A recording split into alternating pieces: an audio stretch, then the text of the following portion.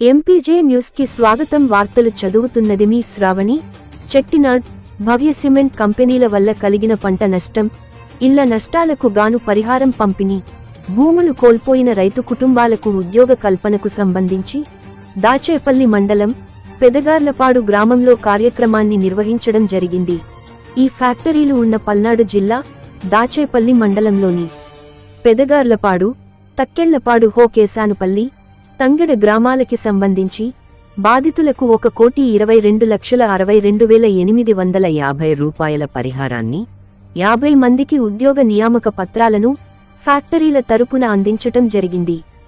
ఈ కార్యక్రమంలో TDP parliamentary party నేత, ఎఫ్సిఐ ఆంధ్రప్రదేశ్ చైర్మన్ గౌరవ నరసరావుపేట ఎంపీ లావు శ్రీకృష్ణదేవరాయలు, గురజాల శాసనసభ్యులు ఎరపతినేని శ్రీనివాసరావు, జిల్లా కలెక్టర్ అరుణ్ బాబు, ఆర్డీఓ మురళి, ఇతర అధికారులు, ముఖ్య నాయకులు పాల్గొన్నారు.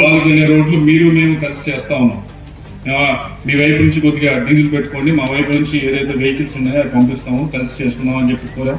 కొంతమంది వచ్చారు, వచ్చి తీసుకుని వెళ్ళారు. కొంతమంది ఇంకా ఊర్లో వాళ్ళందరినీ కూడా కలిపి వెళ్ళే కార్యక్రమంలో ఉన్నారు. ఇది ఏదో గవర్నమెంట్ ఇచ్చే డబ్బులతో కాదు, మన సొంత డబ్బులతో చేసే కార్యక్రమం కాబట్టి మీరు ఒక చెయ్యాలి, మేము ఒక చేస్తే అవుతుంది. అలా కాకుండా అంతా గవర్నమెంట్ చేయాలంటే కూడా అవ్వదు, అది కూడా చేసే పరిస్థితిలోనే ఉన్నాం. ఇవన్నీ కూడా ఈ ప్రాంతానికి చెయ్యాలి, అభివృద్ధి పరచాలనే ఉద్దేశంతోనే ముందుకు వెళ్తా ఉన్నాం. దానికి ఎట్టి పరిస్థితుల్లో మీ వైపు నుంచి ఏమన్నా ఉంటే సూచనలు, సలహాలు ఉంటే చెప్పండి. వీటన్నిటితో పాటుగా చాలా మంది వచ్చారు, మాకు సబ్సిడీ లోన్స్ కావాలండి, ఇదండి అని అప్లై చేయమని చెప్పారు. ఇందాక కూడా అడుగుతా ఉన్నారు, ఇందాక పిడివాళ్ళలో కూర్చొని ఉంటే కూడా చాలా మంది అడుగుతా ఉన్నారు, అప్లై చేయండి. అప్లై చేస్తే మేము ప్రతి సోమవారం కూడా కొద్దిగా గొప్ప